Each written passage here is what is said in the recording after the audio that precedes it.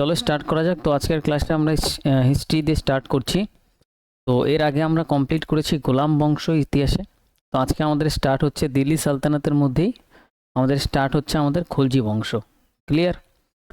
তাহলে খলজি বংশর যদি আমরা বলি ফাউন্ডারকে, মানে কে এটা স্টার্ট করেন, জালালউদ্দিন ফিরোজ খলজি, খিলজি। ঠিক আছে, জালালউদ্দিন ফিরোজ খিলজি খিলজি বংশ স্টার্ট করেন। ঠিক আছে, ফাউন্ডার তাহলে জালালউদ্দিন ফিরোজ খিলজি, এটা আমাদের মাথায় রাখতে হবে। নেক্সট পয়েন্ট, নেক্সট হচ্ছে আমাদের এখানে পরীক্ষায় কোশ্চেন আসবে এর আসল নাম কি ছিল। জালালউদ্দিনের আসল নাম ছিল মালিক ফিরোজ। জালালউদ্দিনের আসল নাম পরীক্ষায় আসবে, আমাদের মাথায় রাখতে হবে মালিক ফিরোজ। তাহলে আমরা কি দেখছি, আমরা দিল্লির সুলতানি যুগ যেটা আছে আমরা দেখছি, টোটাল সময় হচ্ছে 1206 থেকে 1526। এখানে প্রথম বংশ ছিল আমাদের গোলাম বংশ, যেটা আমরা আগের ক্লাসে কমপ্লিট করে ফেলেছি। আজকে আমাদের সেকেন্ড বংশ স্টার্ট হচ্ছে, যেখান দিয়ে স্টার্ট হচ্ছে আমাদের খলজি বংশ থেকে 1290 থেকে 1320 পর্যন্ত কন্টিনিউ চলবে। তো খলজি বংশের ফাউন্ডার হচ্ছে আমাদের জালালউদ্দিন ফিরোজ খিলজি, আসল নাম ছিল মালিক ফিরোজ। জালালউদ্দিন ফিরোজ খিলজির আসল নাম হচ্ছে Malik Firoz, Malik Firoz. Clear? Note, important note কি আছে, তিনি তার শাসনকালে একটা ধর্মনিরপেক্ষ সাম্রাজ্য গঠন করেছিলেন। তার মানে এই যে জালালউদ্দিন ফিরোজ খিলজি আছেন, তিনি একটা ধর্মনিরপেক্ষ সাম্রাজ্য গঠন করেছিলেন। তিনি প্রথম মুসলিম, তিনি প্রথম সুলতান ছিলেন যিনি হিন্দুদের প্রতি উদার ছিলেন। ঠিক আছে, তাহলে হিন্দুদের প্রতি যদি আমরা বলি উদার সুলতান ছিলেন, তার নাম হচ্ছে জালালউদ্দিন ফিরোজ খিলজি। ক্লিয়ার? দুটো পয়েন্ট। নেক্সট পয়েন্ট আছে, নেক্সট পয়েন্ট কি আছে দেখো, তিনি দিল্লির সবচেয়ে বৃদ্ধ সুলতান ছিলেন, তার এজ ছিল কত, 86 ইয়ার্স। তাহলে এটা আমাদের ইম্পর্টেন্ট পয়েন্ট, যে দিল্লির সব থেকে বৃদ্ধ যদি আমরা বলি সুলতান, তাহলে আমাদের মাথায় রাখতে হবে খিলজি বংশের ফাউন্ডার জালালউদ্দিন ফিরোজ খিলজি। কত বয়সে তিনি গদিতে বসেন? 86 ইয়ার্সে, মানে অনেক বৃদ্ধ বয়সে। ঠিক আছে, টাইটেল, টাইটেল তাকে কি দেওয়া হয়েছিল? শায়েস্তা খান, শায়েস্তা খান উপাধি পেয়েছিলেন তিনি। ঠিক আছে, শায়েস্তা খান, টাইটেলটা হচ্ছে শায়েস্তা খান। তাহলে এইটুকু পয়েন্ট আমরা ক্লিয়ার করি, যেটুকু আমরা এখন দেখলাম। সবার প্রথমে আমরা দেখছি খিলজি ডাইনেস্টি দিয়ে আমরা স্টার্ট করলাম, সেকেন্ড ডাইনেস্টি দিল্লি সালতানাতের। মাইক অফ রাখবে, কারো মাইক অন থাকলে মাইক অফ রাখবে, মাইক অন করবে না। দিল্লি সালতানাতের ফাউন্ডার হচ্ছে জালালউদ্দিন ফিরোজ খিলজি। তার আসল নাম পরীক্ষায় আসবে, এটা ভেরি ভেরি ইম্পর্টেন্ট। তার আসল নাম হচ্ছে মালিক ফিরোজ। জালালউদ্দিন ফিরোজ খিলজির আসল নাম মালিক ফিরোজ। তার সম্পর্কে যদি আমরা কিছু দেখি তাহলে হবে তিনি ধর্মনিরপেক্ষ শাসক ছিলেন। ঠিক আছে, তিনি যথেষ্ট উদার ছিলেন হিন্দুদের প্রতি। তিনি দিল্লির সবথেকে বৃদ্ধ সুলতান ছিলেন। তাকে টাইটেল দেওয়া হয়েছিল, তার টাইটেল ছিল শায়েস্তা খান। ঠিক আছে, শায়েস্তা খান। এরপরে আমরা দেখব আমাদের পিকচারে আসছে জালালউদ্দিন খিলজির পরে আলাউদ্দিন খিলজি। তাহলে আলাউদ্দিন খিলজি এই জালালউদ্দিনের সাথে কিভাবে সম্পর্কিত? তার জামাই ছিল। জালালউদ্দিনের যে মেয়ে ছিল, জালালউদ্দিনের খিলজির যে মেয়ে ছিল, তাকে বিয়ে করেছিল আলাউদ্দিন খিলজি। আবার এই আলাউদ্দিন খিলজি আরেকটা সম্পর্কে তার সাথে ছিল, হচ্ছে তার সম্পর্কে ভাইপো ছিল। ঠিক আছে, তার ভাইয়ের ছেলেও ছিল আলাউদ্দিন খিলজি। আলাউদ্দিন খিলজি জালালউদ্দিন খিলজির ভাইয়ের ছেলেও বলতে পারি, আবার জামাইও বলতে পারি। এবার আলাউদ্দিন খিলজির আসল নাম আমাদের জানতে হবে। আলাউদ্দিন খিলজির আসল নাম হচ্ছে আলী গুর শস্প, আলী গুরশস্প। ঠিক আছে, আলাউদ্দিন খিলজির আসল নাম হচ্ছে আলী গুরশস্প। তাহলে এইটা আমাদের very very very important point, এইটা ইম্পর্টেন্ট পয়েন্ট। আরেকটা হচ্ছে আমাদের আলাউদ্দিন খিলজির আসল নাম ছিল মালিক ফিরোজ। মালিক ফিরোজ কার আসল নাম ছিল? জালালউদ্দিন খিলজির, জালালউদ্দিন ফিরোজ খিলজি। আর আলাউদ্দিন খিলজির আসল নাম হচ্ছে আলী গুরশস্প। আলী গুরশস্প কার আসল নাম ছিল? এই পয়েন্টটা very very very important point, Alauddin খিলজির। তাহলে আলাউদ্দিন খিলজি জালালউদ্দিন খিলজির কে ছিল? জামাইও ছিল, আবার ভাইপো ছিল। ক্লিয়ার? আমাদের কাছে এইটুকু পয়েন্ট সব পুরোপুরি আমাদের ক্লিয়ার। তাহলে আমার যদি এখান থেকে একটা কোশ্চেন হয়, যে কোশ্চেনটা হচ্ছে দিল্লির গদিতে বসা সব থেকে বৃদ্ধ শাসকের নাম কি, তাহলে কি অ্যান্সার হবে? জালালউদ্দিন খিলজি। ঠিক আছে, জালালউদ্দিন খিলজি। তার কত বয়স ছিল? বয়স ছিল 86 ইয়ার্স। ঠিক আছে, একদম। খিলজি বংশের ফাউন্ডার কে? খলজি বংশের ফাউন্ডার কে হবে? আমাদের অ্যান্সার হবে জালালউদ্দিন খিলজি। ঠিক আছে, জালালউদ্দিন খিলজির পরে আসবে কে শাসন করতে? আলাউদ্দিন খিলজি। আলাউদ্দিন খিলজি কে ছিল? জালালউদ্দিনের জামাইও ছিল, আবার আলাউদ্দিন জালালউদ্দিনের ভাইপোও ছিল। ঠিক আছে, তুমি বলবে একদম ঠিক আছে, নো ডাউট। নেক্সট আমরা পরের পয়েন্টে আসি। জালালউদ্দিন, হ্যাঁ বলো। নামটা মানে এক্স্যাক্টলি উচ্চারণটা ঠিক বুঝতে পারছি না। কোনটা বলো? এটা গুরসস্প।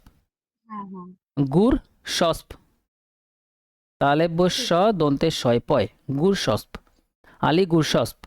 ঠিক আছে, তাহলে আলাউদ্দিন খিলজির আসল নাম ছিল আলী গুরসস্প। ভেরি ইম্পর্টেন্ট পয়েন্ট এটা। আলাউদ্দিন খিলজির আসল নাম ছিল আলী গুরসস্প। আর জালালউদ্দিন খিলজির আসল নাম কি ছিল? মালিক ফিরোজ।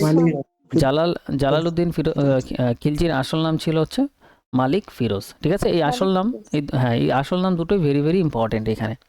নেক্সট আমরা পরের পয়েন্টে আসি। তাহলে আমাদের পিকচারে এখন আসলো আলাউদ্দিন, জালালউদ্দিনের পরে আমাদের আলাউদ্দিন। জালালউদ্দিন ফিরোজ খিলজির সময়কালেই মঙ্গলরা তৃতীয়বার দিল্লি আক্রমণ করে। আচ্ছা, এই জালালউদ্দিন খিলজি আমরা একটু দেখি। জালালউদ্দিন খিলজির সময়কালেই মঙ্গলরা তৃতীয়বার ভারত আক্রমণ করে। এর আগে দুটোবার কখন আক্রমণ করেছিল এর আগে আমরা দেখেছি আগের ক্লাসে। ঠিক আছে, এখন তৃতীয়বার আক্রমণ করে 1292 থেকে 1293 সালে। কারা আক্রমণ করে? মঙ্গলরা আক্রমণ করে। ঠিক আছে, মঙ্গলরা তৃতীয়বার আক্রমণ করে কার সময়কালে? জালালউদ্দিন ফিরোজ খিলজির সময়কালে। ঠিক আছে, এবং মঙ্গলরা এখানে কি হয়? আক্রমণ করতে এসে মঙ্গলরা পরাজিত হয়। এবার এখানে একটা বিষয় হচ্ছে, 4000 মতন মঙ্গল দিল্লিতে থাকার জন্য আবেদন করে জালালউদ্দিনের কাছে। জালালউদ্দিন তাদের একটা শর্ত দেয়। জালালউদ্দিন বলে যে তোমরা যদি মুসলিম ধর্ম গ্রহণ করো তাহলে তোমাদের এখানে থাকতে দেবো।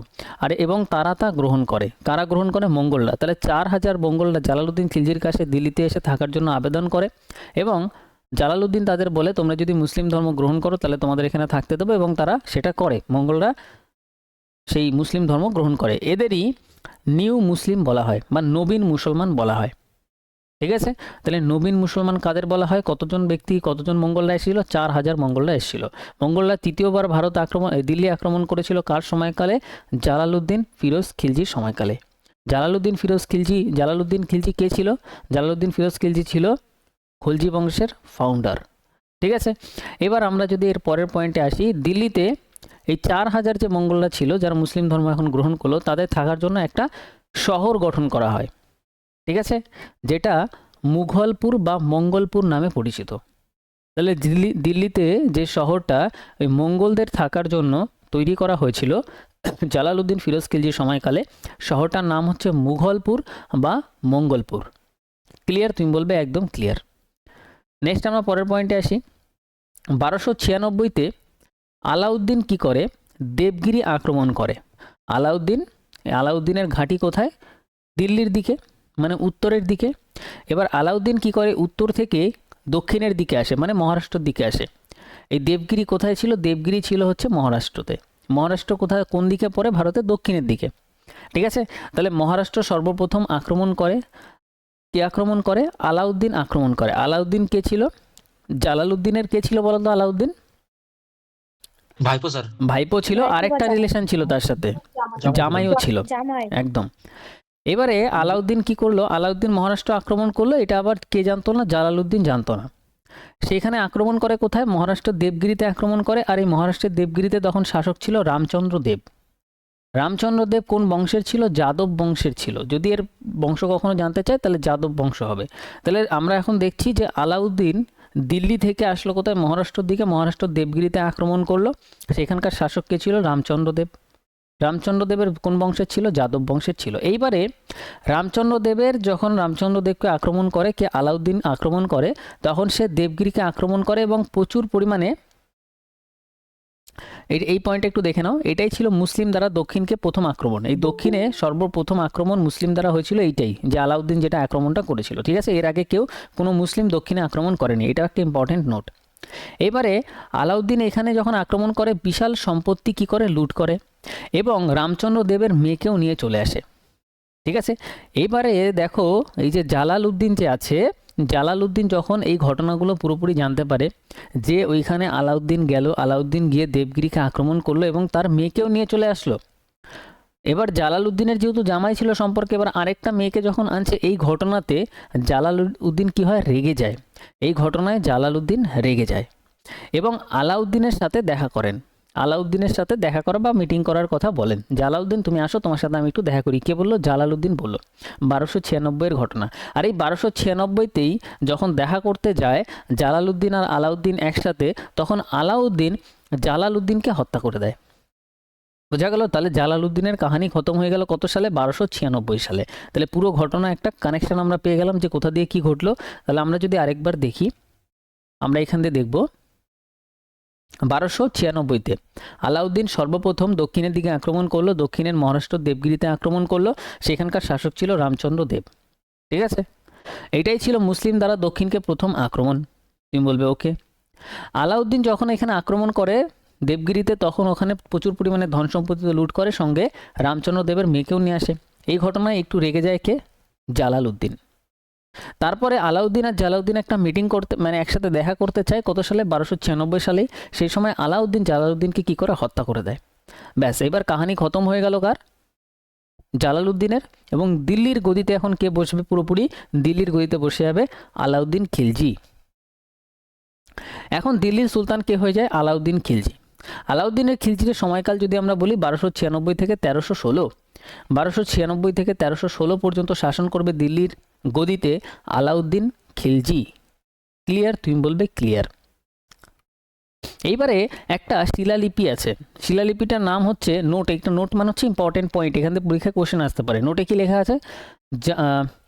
যোধপুর ইনস্ক্রিপশন বা যোধপুর শিলালিপি।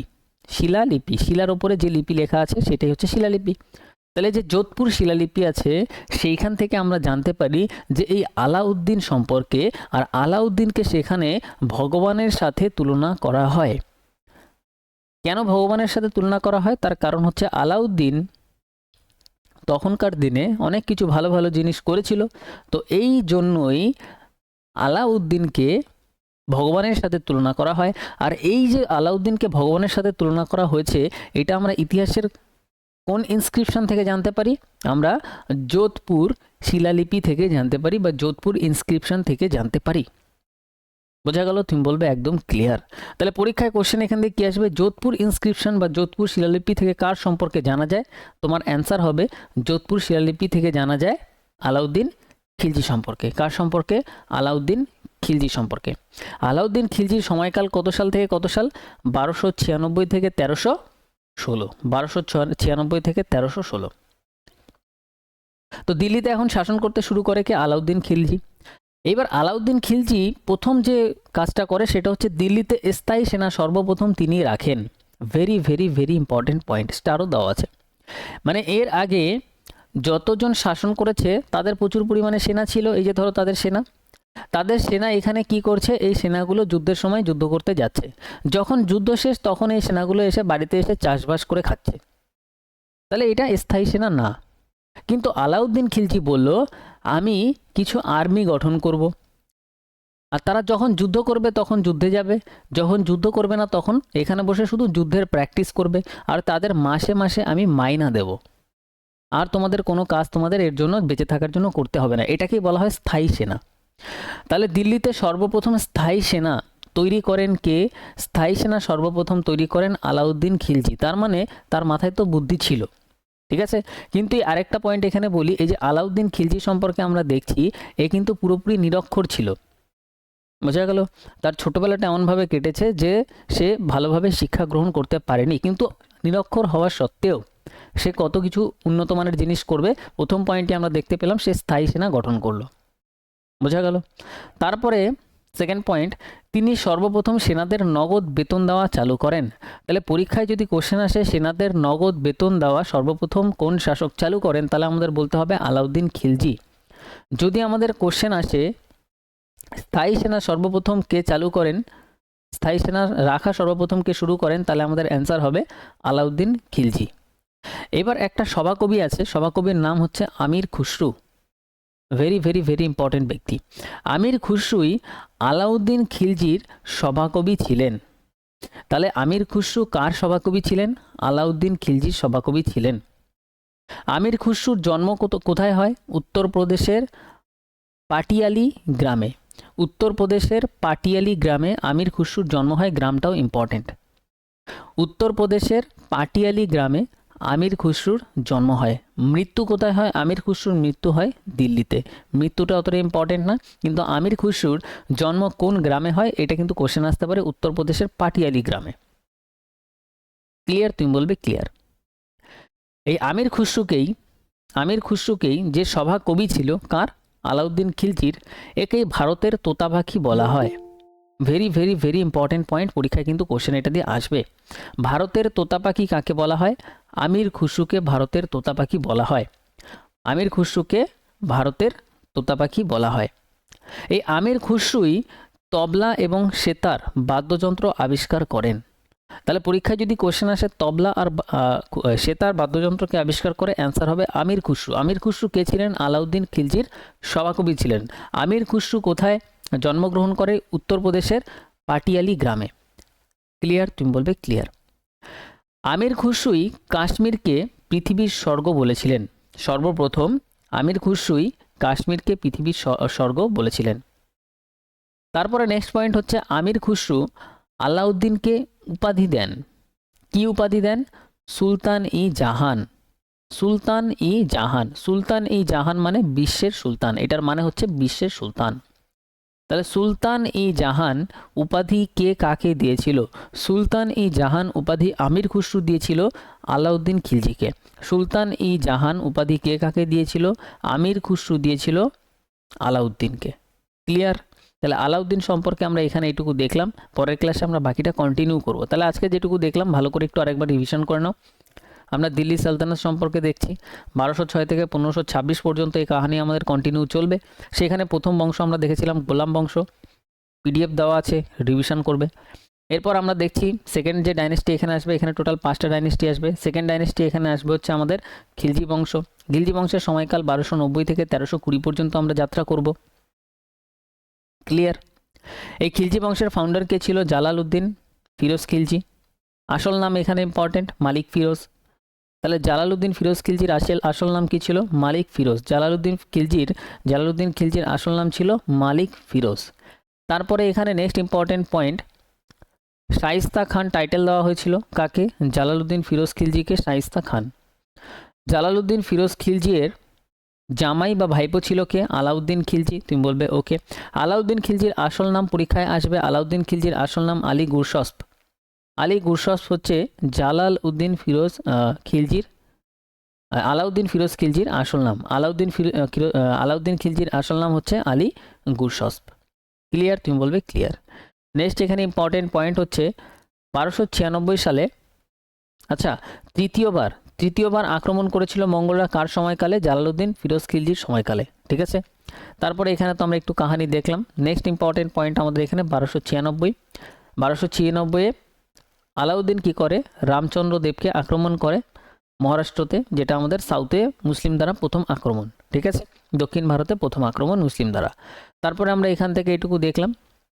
এরপরে আমাদের সময়কাল চলে আসবে আলাউদ্দিন খিলজির 1296 থেকে 1316। তারপরে হচ্ছে আলাউদ্দিন সম্পর্কে, এটা আমাদের ইম্পর্টেন্ট পয়েন্ট। তাহলে আমার কোশ্চেন হচ্ছে ভারতের তোতা পাখি কাকে বলা হয়? আমির খুসরুকে। আমির খুসরুকে ভারতের তোতা পাখি বলা হয়। ঠিক আছে? তাহলে এখানে এইটুকু আমাদের আজকে কমপ্লিট করলাম। নেক্সট আমরা পরের ক্লাসে কন্টিনিউ করব।